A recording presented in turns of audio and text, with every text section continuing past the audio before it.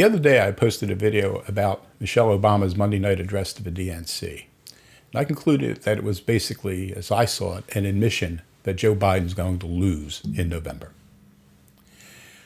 Last night, Wednesday night, I watched Barack Obama's address. And from what he said and didn't say, I reached the same conclusion. The Obamas believe that Biden's going to lose.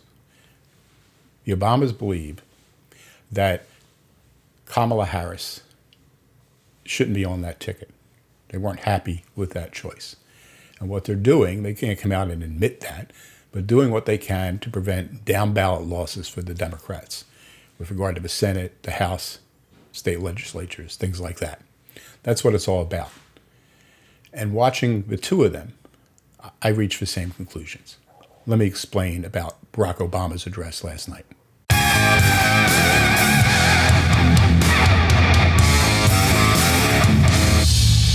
The mainstream media handled Barack Obama's speech Wednesday night the same way they handled Michelle's on Monday night. It was the greatest thing since sliced bread. I mean, the fawning praise, the best speech Obama ever gave.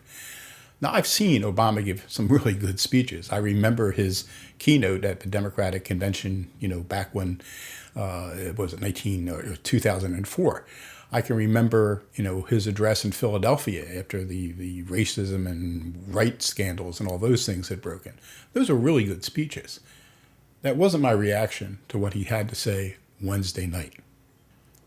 The first thing that struck me and bothered me was that this is a guy who's a Harvard law graduate, used to teach constitutional law when he was in Chicago. And the word I never heard come out of his mouth was our form of government, namely a republic. Now, I posted a video about a week or two ago about the difference between Republican and Democratic governments. We live in a republic, to the republic for which it stands. He never mentioned the word republic. We live in a democracy, according to Barack Obama.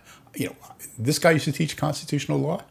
The founder of the Democratic Party, Thomas Jefferson, considered himself a Republican, not a Democrat. He called his party in those days the Republican Party. Now, eventually got changed in the 1820s to the Democrat Party. That's fine. But, republicanism is central to the Democrat Party, whether they like it or not. We live in a republic. We do not live in a democracy. And that seems to have escaped Obama, and he mentioned it several times. He never used the word republic. And that really struck me. It really annoyed me. It's really deceptive. The other thing that struck me was, in this, roughly better than 15-minute long address, he really didn't spend a lot of time on Joe Biden. He spoke for about 5 minutes on Joe Biden, and he spoke for about 30 seconds on Kamala Harris. 30 seconds in an address that was longer than 15 minutes. Remember, Monday night, they didn't even bother to record something to cover her nomination as vice president in Michelle Obama's address, because they recorded that beforehand, and they didn't bother to amend it. I've talked about that in the video I posted a couple of days ago. Well, last night, Barack Obama gave her a grand total of 30 seconds. This to a woman he claims is his good friend. 30 seconds. Now, Barack spent a lot more time talking about Joe Biden than he did talking about Kamala Harris. But what did he say? He said, well, Joe was his brother. Well, that's nice. Joe's respected. Joe's dignified. Joe's empathetic. And then he said something that's really strange. He quoted, I think it was Joe Biden's father, who said to Joe, always remember, nobody's better than you, but you're not better than anybody. And I thought, is that trying to make me want to go out and vote for Joe Biden? He's a candidate who's not better than anybody? Don't we want a presidential candidate who's better than at least some people? Remember what Barack Obama said about Hillary Clinton 4 years ago? He said she was the most qualified, prepared person to ever run for the position of president. According to him, she was even better prepared than he had been to be president. That's what he had to say about Hillary Clinton. What did he say about Joe Biden Wednesday night? He quoted his father. You're not better than anybody. That's hardly praise, if you think about it for a second. And then what did he say Biden's accomplishments were? Well, he had a major role in the Affordable Care Act. That big effing deal, remember that one? What did that lead to in 2010? Electoral disaster for the Democrats, not just at the national level, at the state level. They got creamed. So now is he blaming that on Joe Biden? Joe Biden, we're told, was in charge of the recovery, the economic recovery. Remember the recovery summers of 2011 and 2012? Went nowhere. So we're being told what? The failure of the recovery to bounce back beyond expectations was Joe Biden's fault? I mean, what kind of praise is this, given what he had said about Hillary Clinton 4 years ago? You know, you've all heard the saying, damn by faint praise. This is damning by faint praise. That's what he had to say. And that's not something that's going to make people want to go out and vote for him, nor Kamala Harris, to whom he gave 30 seconds during his speech to his good friend. Another thing that Obama said that really annoyed me was he praised the young people who are our future, who have taken to the streets in their protests. Now, that is praiseworthy, and the protests are fine. But he never mentions, he never gets into the fact that these protests have long since devolved into nightly riots, into looting and arson, just outright riots. People are being killed. Yeah, George Floyd died, but since then something like 30 people have been killed in these various riots, most of them, if not all of them, people of color. There's no mention of any of that. This is the future? Young people in the streets rioting? Beating up people, threatening to take their homes? Is that what he's talking about? And then he goes on to say that all groups who have come to this country as immigrants have had their problems, which is absolutely true. I can speak from personal experience from my own family when they came. My grandfather was Sicilian. When he was a young boy, they were stringing up Sicilians. They were lynching Sicilians in places like Tampa and New Orleans. I posted a video a while back. The biggest mass lynching in history took place in New Orleans back in the 1890s. That's why we have Columbus Day in part, because they strung up 11 Sicilians. The biggest mass lynching in U.S. history involved Italian Americans, specifically Sicilians, not African Americans. So certainly they've had problems. Chinese had problems. Japanese had problems. Jews faced anti-Semitism. All that's true. But if you listen to Barack Obama and you didn't know any American history, which maybe he doesn't, you would think that all these groups got ahead in American society by protesting. Through political action in the streets. And that's simply not true. I mean, my grandparents weren't protesting. They were working. They were working their ass off. My one grandfather, he worked in a mine, then he worked as a ditch digger, and then they started their own company. I mean, these people worked hard to get ahead in life. And that's true of most people's grandparents. Jews didn't get ahead in this country because they were out protesting in the streets all the time. They got ahead because they worked hard, because they pushed education for their kids. They strived. They got ahead. The same is true of Japanese Americans on the West Coast. Despite all the local antipathy toward them and the Chinese, they got ahead. They bought land. They started their farms. I mean, they used to work as migrant laborers, and then they owned large parts of California agriculture. And then they had it all taken away from them in World War II, and then they rebuilt it all themselves. After World War II, in the 1940s and 50s, you don't see Japanese Americans getting ahead by marching around in California. That's not how these people got ahead. They got ahead through hard work, discipline, education.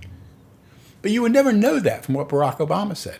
The key to get ahead in this country is to come here, realize that you're oppressed, and then start protesting. That's how you're going to get ahead. People are going to give you stuff because you're protesting.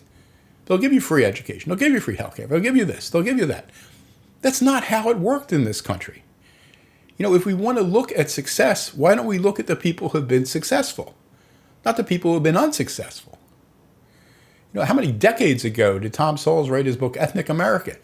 You know, if you list ethnic groups, which he does, in from top to bottom, those who are, doing the best, like mostly Asian Americans, going all the way down to the bottom, Native Americans.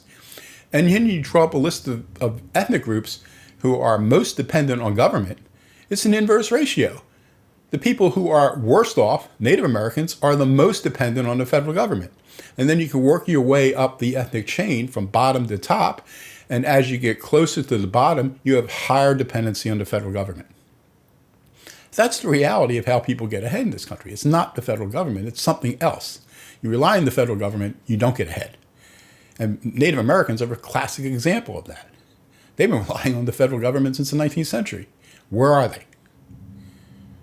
There's something else going on in this country. It's just not as simple as Barack Obama would make it out. And to get back to the question of, do the Obamas think Joe Biden's going down to defeat? The real tell is his push to get people to vote. He spent an inordinate amount of time not praising Joe Biden, certainly not praising Kamala Harris, not praising a Republican governmental system, not praising opportunity. But he talked about the need to vote. You need to start planning to vote. Now, maybe I'll do a whole video on planning to vote because, I plan to vote. Yeah, I'm going to vote. I'll get up in the morning. I'll drive over to the Baptist church, cast my ballot, and come home. This isn't rocket science. I don't need to plan to vote. But the fact that he spends so much time on voting and getting people out tells me several things. First, he fully understands that this ticket, Biden-Harris, is a ticket that people are not enthusiastic about. I mean, nobody had to tell people, registered Democrats and independents, to go out and vote for Barack Obama in 2008 or even 2012. They were going to go because they were enthusiastic about his candidacy, because he was a good candidate. He was the first African American to run successfully for president. I know people who leaned Republican who still wanted to vote for him, thinking that if we voted for him, maybe it would say something about the country and help race relations. There are people who voted for him for that reason, which is why they didn't stick with Hillary Clinton 8 years later. So he wouldn't be spending all this time talking about the importance of getting out to vote if he didn't realize that this suffers from a lack of enthusiasm, especially among the African American community. I don't think they're really dying to get out there and vote for Joe Biden. I don't think anybody's dying to vote for Joe Biden. He doesn't even seem like he's dying to vote for Joe Biden. Like he said, he praised him not very well compared to what he did for Hillary Clinton. So why do you need people to go out and vote? Because you're afraid they're not going to. And you'll lose down ballot. You'll suffer these other losses. So basically what he was saying, from my reading of it, is, yeah, I know you don't like Joe. So, but you need to go out and vote for all the other people.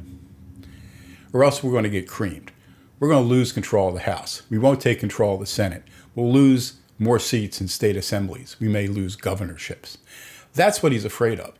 So that's what he focused on. You've got to go out and vote. Because he knows these people, his potential voters, the Democrats' potential voters, are not enthusiastic about this ticket. Whereas Republicans, all the polls show that Republicans are enthusiastic about voting for Trump. People are not enthusiastic about voting for Biden. Some Democrats and people on the left are obviously enthusiastic about voting against Donald Trump, but they're not enthusiastic for this ticket. All you have to do is watch the 1 minute or 90 seconds they gave to AOC the other night when she was talking about, she didn't talk about Joe Biden. She threw into nomination, as she was supposed to, Bernie Sanders. And she seemed much more enthusiastic talking about that. So we know there's no enthusiasm for the ticket, and that's basically what Obama was telling us if we pay attention. I know you don't like Joe Biden. I know this ticket sucks, but you need to go out and vote anyway. Start planning to vote, because he's afraid if it gets right to the end, there's probably going to be even less enthusiasm to vote for Joe Biden. And if people aren't enthusiastic to go out and vote for Joe Biden, they won't go out and vote, and that's going to hurt everybody else. So what he has to do, his job is to get people to the polls, not to make sure that Biden wins, but to make sure the Democrats don't get creamed up and down the ballot. And that's what Wednesday night was all about. He's not pushing Joe Biden. He doesn't say Joe Biden's great. He doesn't say she's anything like Hillary Clinton. He says you have to believe in Joe Biden. Believe. What does, you vote for a person because you believe in him? This doesn't make a lot of sense. So that's what it tells me. He knows Biden is a bad candidate. He knows Kamala Harris didn't do much of anything to help. She may actually have hurt the ticket. But he's got to get people out there, because otherwise they're going to get creamed up and down the ballot. And that's what it was all about. And that's what he spent the end of his speech talking about, the need to plan to vote. You need to make up your mind now, but you need to go out and vote while you're listening to me, Barack Obama, because you know who I am, and you voted for me before. So make a plan to vote so that when November rolls around, you're ready to go and prevent not just a Trump victory, because that's probably going to be in the bag, but down ballot losses that will kill and cripple the Democrat Party for a decade or two. That's what he's afraid of. And that's what he was talking about Wednesday night. That's what you have to focus on. Go back, rewatch the speech, assuming you already watched it. If you didn't watch it, watch it. It's only 15 minutes. It's not that cringeworthy. It's pretty bad, I think. But you get to the end and you can see what he's focused on. An acknowledgement that Biden has not lit up this electorate. He's going to lose. And what they have to do is to preserve the other candidates. They got to get those voters out there to prevent a Biden defeat from becoming a Biden debacle. That's what it was all about Wednesday night. And you combine that with what Michelle said on Monday, and you look at the two of them as bookends, and you can see that the Obamas know Donald Trump is going to be reelected in November 2020. Agree or disagree? Let me know in a comment. I do read the comments. I try to respond to them if there's something I can respond to. And I do appreciate comments. Other than that, if you can, give this video a like, a thumbs up, hit the notification bell so you'll know when I post new videos. Share it with friends. Subscribe to the channel. That really helps. And I really appreciate subscriptions. And until the next time, keep fighting.